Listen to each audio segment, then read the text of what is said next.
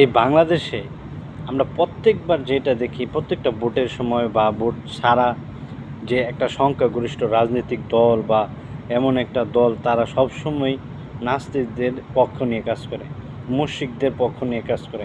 আমি বুঝি না এরা কি ইহুদিবাদী কোনো এজেন্ট, নাকি ইহুদিদের কাছ থেকে পর্যাপ্ত পরিমাণ টাকা নিয়ে এরা তাদের রাজনৈতিক মানে কি অ্যাক্টিভিটিসগুলো পরিচালনা করে।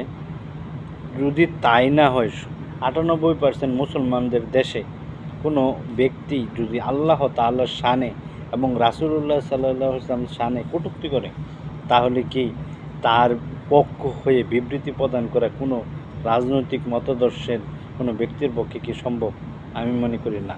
কারণ প্রত্যেকটা মানুষের এই বাংলাদেশে মণিকোঠায় যে আল্লাহ এবং রাসূলের অবস্থান, সুতরাং এই জায়গাটা হচ্ছে সব কর্নার।